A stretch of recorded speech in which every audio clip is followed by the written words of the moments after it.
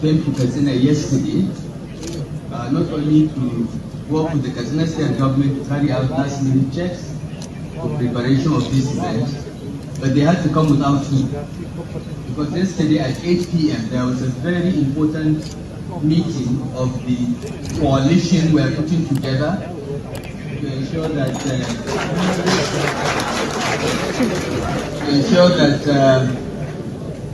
President Tinubu goes back to Lagos, though we still keep the 2010.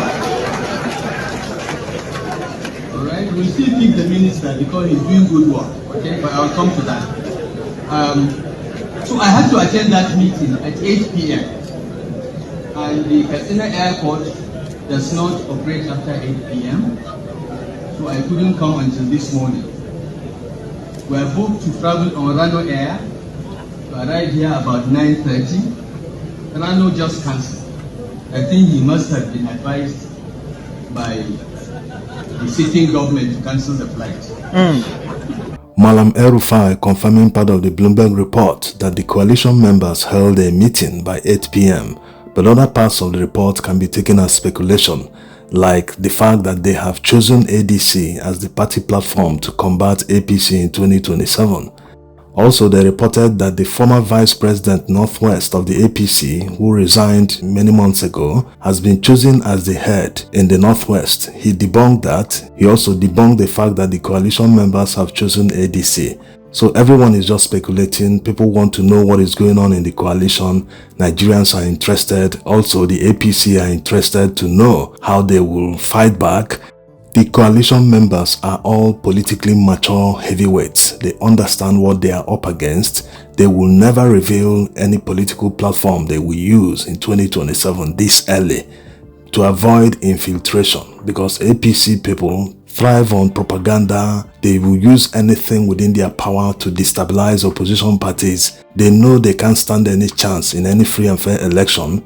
So their way is just to prevent the opposition members from having a platform in the first place. Yes, if you don't have a platform to challenge them, to even contest the election against them, then they have won even before the election starts. So these are the issues. However, the coalition members must understand that time is running out. They need enough time so that Nigerians can fully understand the party platform. However they are going to contest, Nigerians need to somehow acclimatize to these new parties or whatever platform they choose, so that people wouldn't make mistakes on election day. Like when Peter Obi came to Labour Party, he had about 9 months to market Labour Party to Nigerians. They understood the logo. They had advert jingles that they used to make people understand that logo, so that on election day, they wouldn't end up voting for the wrong party. So all these, they must put into consideration. Voter education is very, very important.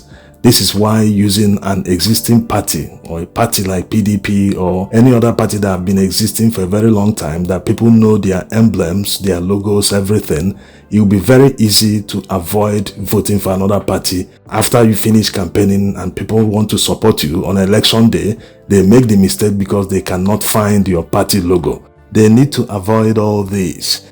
Also, in any case that they plan to decamp to one political party, Atiku Abubakar, Peter Obi, Rufai, and everyone involved in the coalition, they all want to join one political platform to campaign and contest election under this political party. They must do that early. But if they plan to stay in their respective parties and just adopt one leader, all the other members in other parties will not field presidential candidates. They will just support this particular person, irrespective of the party he belongs to. They will support him on election day. Then that's also acceptable.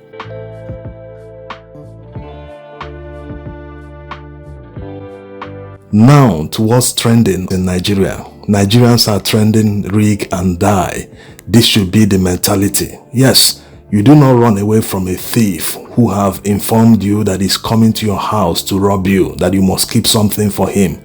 How long are you going to continue running in your own house? Yes, at a point you must stand your ground and fight back, or put up an effort even if you can't match the person's weapon.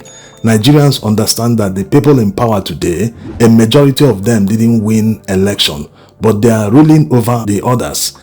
And it's not as if there are many, maybe about 5,000 or at worst 10,000 of them that are holding elected positions. So why can't the rest 200 million people stand their ground and wrestle power from these people? Yes. So instead of Nigerians dwelling on the fact that, we can't do anything to these people, they control everything, they control INEC, police, army, everything, we are completely powerless. No, you are not powerless. Stand your ground in your polling unit. Yes, whatever you can use to defend yourself once you know that you are not breaking any law.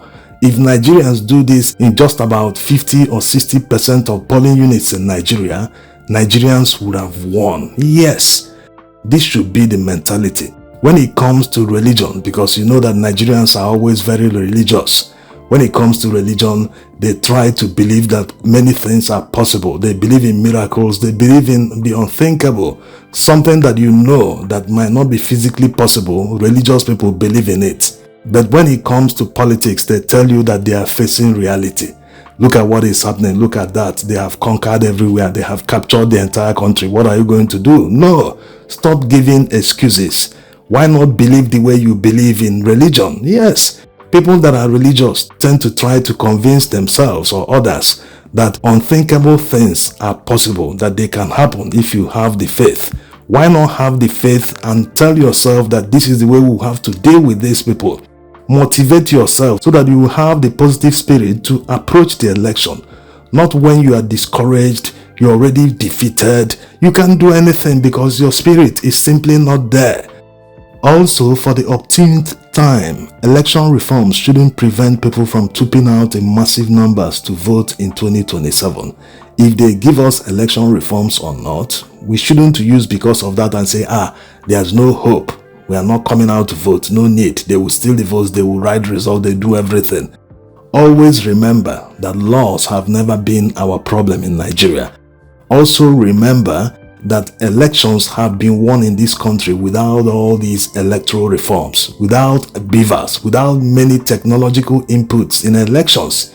Also, 32 years ago, MKO Abiola won an election without any technological input, with just option A4. People trooped out to polling units and stood behind the poster of the presidential candidates they wanted to support. After lining up behind the person you want to support, polling officers will count the number of voters, and that's the end.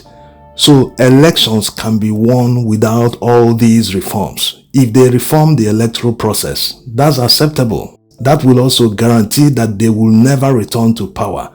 But the problem has always been impunity. Lack of implementation of the law, the judiciary turning the law upside down to suit their narrative, to suit their original intention. So these are the issues Nigerians have to deal with.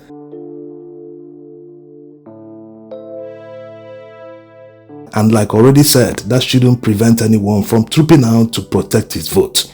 You have to troop out, organize yourselves in your polling unit, and make sure you vote and protect your vote.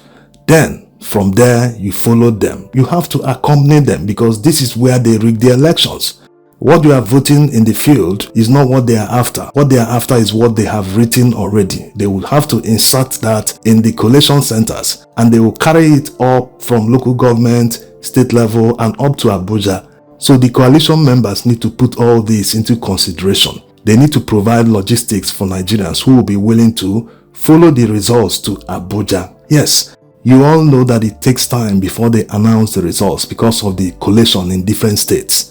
So by the time people must have finished voting, they will need to provide logistics. That's the coalition members. They need to plan all these very well so that people that are willing to troop into Abuja, maybe even up to 5 million people or more, to surround the National Collation headquarters. Yes, there is nothing the police or the military can do.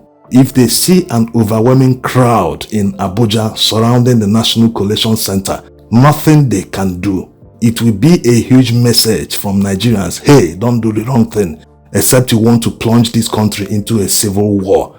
In fact, the people they will send to come and disperse people with tear gas and many things, they will be the ones running back to them and telling them, hey, the crowd is just too much, we can't do anything. And the message will be understood inside that National Collation Center. Anyone who will want to do anything will be responsible if the country is plunged into a civil war. All this will show them that Nigerians are no longer joking, and they will be forced to do the right thing. If Nigerians have this mindset, they will stop falling for their narratives and believing in things that discourage them from taking their destiny in their own hands. Yes, no one is coming to save you. You have to save yourselves. Thanks for watching.